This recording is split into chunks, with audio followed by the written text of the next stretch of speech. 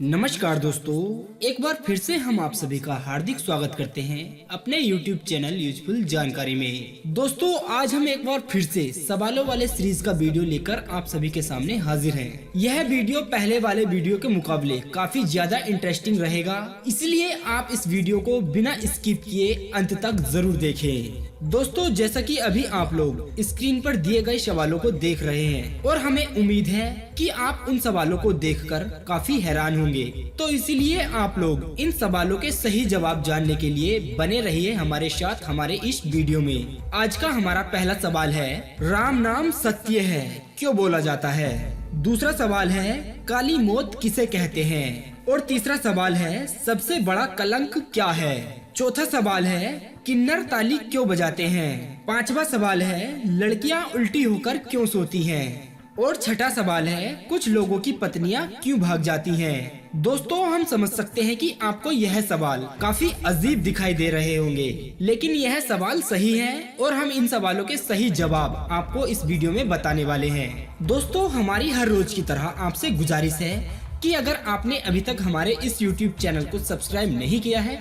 तो कृपया आप हमारे इस चैनल को सब्सक्राइब कर लें और वीडियो को लाइक करके हमेशा की तरह अपना प्यार हमें जरूर दें। आज का पहला सवाल है, राम नाम सत्य है, ये क्यों बोला जाता है? दोस्तों, प्राचीन समय से हम लोग देखते आ रहे हैं कि जब भी हमारे आसपास या हमारे अपनों की या फिर हमारे रिश्तेदारों में किसी व्यक्ति की मृत्यु हो जाती है तो हम लोग उसके मृत शरीर को शमशान में ले जाते समय राम नाम सत्य बोलते हैं। क्या आपको पता है ये क्यों बोला जाता है? और इसी तरह बोलते हुए व्यक्ति की शव यात्रा को शमशान में ले जाते हैं। लेकिन दोस्तों, राम नाम सत्य बोलने का उद्देश्य मात्र कुछ ही लोग जानते हैं। हिंदू धर्म में होने वाले संस्कारों के पीछे धार्मिक और वैज्ञानिक कारण बताए गए हैं। दोस्तों, दरअसल शव यात्रा के दौरान राम नाम सत्य है यह बोलकर मृत शरीर को सुनाना नहीं है, बल्कि साथ में चल रहे परिजन और वहाँ से गुजरते हुए लोग इस तथ्य से परिचित हो जाएं कि आज इस पापी कलयुग में केवल राम का नाम सत्य है। लेकिन राम का नाम कैसे लेना है, ये सब आपके ऊपर निर्भर करता है। दोस्तों, आपको बता दें कि आज इस वर्तमान कलयुग में मनुष्य जब राम के नाम का स्मरण करेगा तो ही उसकी सद्गति होगी। ऐसी मान्यता है कि जब व्यक्ति मर जाता है तो उसके मरने के बाद लोग उसकी संपत्ति को अपना बनाने के लिए वाद विवाद करते हैं और उसकी संपत्ति का बंटवारा करते हैं। लेकिन उन लोगों को भी यह पता होना चाहिए कि एक दिन उन्हें भी इस धरती को छोड़कर जाना है, यानी एक दिन उनकी भी मृत्यु निश्चित है और यही जीवन का अटल सत्य है। ऐसा माना जाता है कि इन्हीं कारणों की वजह से अंतिम यात्रा के दौरान राम नाम सत्य है ये सब बोला जाता है। सवाल नंबर 2, काली मौत किसे कहते हैं? अगर जानवर कुछ गलती करते हैं तब हम इंसान उन जानवरों को किसी भी प्रकार से पकड़कर या तो मार देते हैं या फिर किसी पिंजरे में बंद कर लेते हैं। क्या कारण था? क्योंकि उस जानवर ने कुछ गलती की थी जो कि इंसानों की नजर में एक भयानक पाप है और उसकी सजा उस जानवर को भुगतनी पड़ती है। अब सवाल यह आता है कि जब इंसान कोई गलती करता है या फिर कोई पाप करता है तब उसको भी सजा मिलनी चाहिए ना? तब इंसानों को कौन सजा देता है? इंसानों को सजा देती है कुदरत, प्रकृति। जी हाँ दोस्तों, कुदरत का कहर इंसानों को सजा देता है जब इंसान के पाप का घड़ा ज्यादा बढ़ जाता है और कुदरत को इंसानों के बीच आना पड़ता है और उनके पापों पर रोक लगानी पड़ती है। और यह सब हम लोग भली भांति जानते हैं कि जब जब इस दुनिया में लोगों के पाप बढ़ जाते हैं तब तब इस दुनिया में महामारी आई है, जिनमें से एक महामारी के बारे में हम आपको बता रहे हैं जिसका नाम है काली मौत। व्यापारियों के 12 जहाज लंबे समय से काले समुद्र में गए थे। 1347 में यूरोप के मैसिना शहर की सिसिली बंदरगाह पर वापस लौटे। समंदर किनारे पर जो लोग नाविकों के स्वागत के लिए खड़े थे वे सभी लोग आश्चर्य के साथ जहाज के नाविकों से मिल रहे थे, क्योंकि जहाज के अंदर ज्यादातर नाविक मर चुके थे। जितने नाविक जिंदा थे वे सब बुरी तरह से बीमार थे और सभी नाविकों के शरीर पर काले रंग के जख्म बन गए थे, जो कि बहुत ही भयानक थे।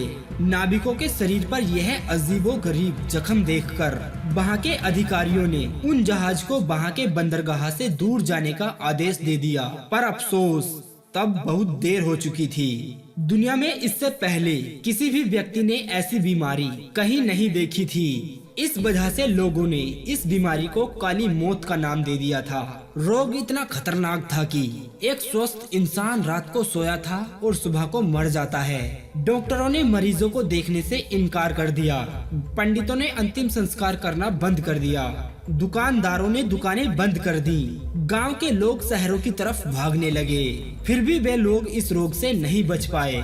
कई लोग इस रोग से बचने के लिए अपने बीमार और मरे हुए परिवारों से दूर भागने लगे। उसके बाद भी वे लोग काली मौत से नहीं बच पाए।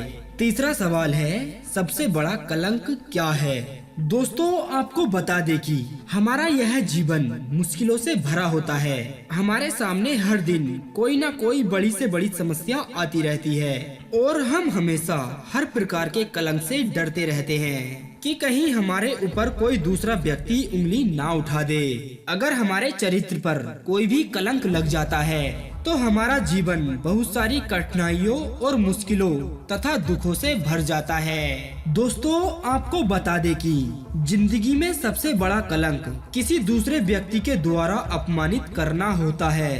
अगर किसी दूसरे व्यक्ति को हम अपना समझे और उस पर विश्वास करें तथा उसका दुखों में और मुसीबतों में साथ दे और वही व्यक्ति समय आने पर हमें दूसरों के सामने जलील करे, अपमानित करे और हमारा विश्वास तोड़ दे, तो जीवन में इससे बड़ा कलंक और क्या हो सकता है।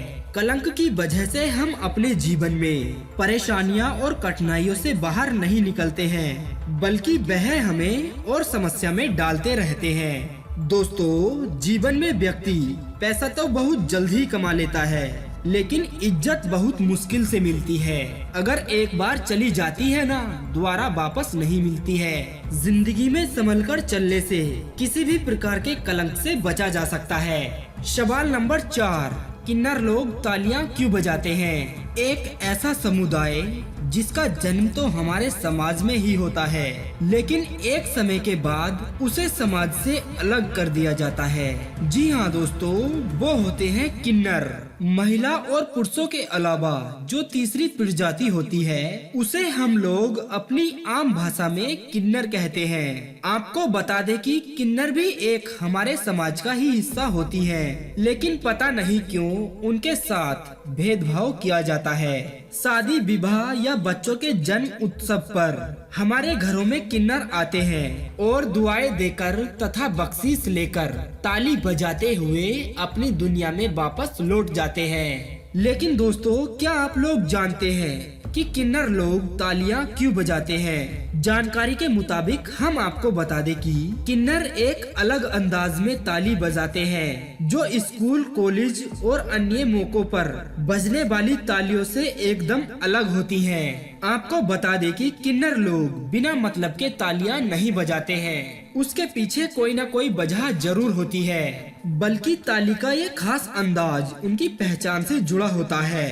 अक्सर आपने देखा होगा कि ज्यादातर किन्नर स्त्रियों के वस्त्रों में नजर आते हैं, लेकिन कई बार वे लोग पुरुषों की पोशाक में भी रहते हैं। ऐसे में ताली बजाने से एक किन्नर दूसरे किन्नर को पहचान लेता है और अपनी बिरादरी के लोगों के साथ घुलने मिलने के लिए उन्हें ताली बजाकर अपने असल होने का सबूत देता है। जानकारी के मुताबिक आपको बता दें कि ताली बजाने से किन्नर कभी बीमार नहीं पड़ते हैं और न ही आपने कभी किसी किन्नर को किसी अस्पताल या किसी डॉक्टर के पास अपना इलाज कराते देखा होगा। किन्नर समुदाय के लोग तालियां बजाकर अपनी कमाई करते हैं। सवाल नंबर 5, लड़कियां उल्टी होकर क्यों सोती हैं? अक्सर आपने कई लोगों को देखा होगा कि उन्हें उल्टा होकर सोने की आदत होती है, लेकिन ये आदत लड़कियों में ज्यादा देखी जाती है। लड़कियां तथा लड़कों की रात में उल्टा होकर सोने की बात करें तो इससे मोटा होने का कोई रिजल्ट नहीं आता है। लेकिन एक सामान्य कारण अवश्य सामने आता है, क्योंकि जब भी लड़कियां अकेलापन महसूस करती हैं और वह भी रात के समय, तो उस समय वह उल्टी होकर सोती है, क्योंकि उन्हें अकेलेपन में बेचैनी महसूस होने लगती है, जिसकी वजह से उन्हें नींद नहीं आती है और उल्टा सोने से उन्हें नींद अच्छी आने लगती है। दोस्तों, आपको बता दें कि चाहे आप एक लड़की हैं या फिर लड़का है, आपको उल्टा सोने से एक नुकसान जरूर होगा, क्योंकि उल्टा सोने की वजह से आपकी रीढ़ की हड्डी तथा कमर कमजोर हो जाती है, क्योंकि उल्टा सोने की वजह से आपकी जो रीढ़ की हड्डी होती है उसमें सामान्य आकृति में बड़ा बदलाव आने लगता है, जो फिर एक असहनीय दर्द के रूप में बदल जाता है। छठा सवाल है, कुछ लोगों की पत्नियां क्यों भाग जाती हैं? दोस्तों, इसके कई प्रकार के कारण हो सकते हैं। सभी मनुष्य अलग अलग प्रवृत्ति के होते हैं। यह संभव है कि लड़की की शादी उसकी मर्जी के खिलाफ जबरदस्ती कर दी गई हो। अक्सर कई बार लड़की अपने जीवन का लक्ष्य तय कर लेती है और हो सकता है कि उस लक्ष्य को पाने से पहले किसी और दूसरे काम में उसकी कोई रुचि ना हो, जबकि परिवार वालों ने उसके लक्ष्य की परवाह ना करते हुए उसका जबरदस्ती उसकी मर्जी के खिलाफ विवाह कर दिया हो। अच्छी नौकरी या जॉब पाना भी इससे जुड़ा कारण हो सकता है, जिसके लिए लड़की ने लंबा सफर तय किया हो।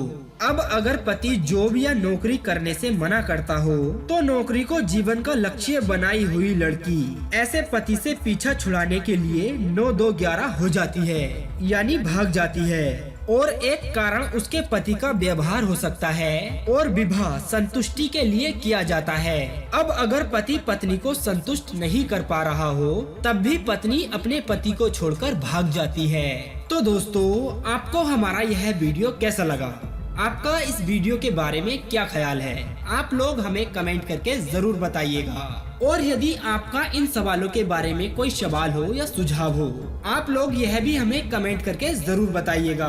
और आगे ऐसे ही वीडियोस देखने के लिए आप हमारे इस YouTube चैनल को सब्सक्राइब कर लें। अब दीजिए हमें इजाजत, ताकि हम आप सभी के लिए एक और ऐसी ही अनसुनी व रोचक जानकारी को ढूंढकर ला सके। तब तक के लिए आप अपना ध्यान रखिए और हमेशा मुस्कुराते रहिए।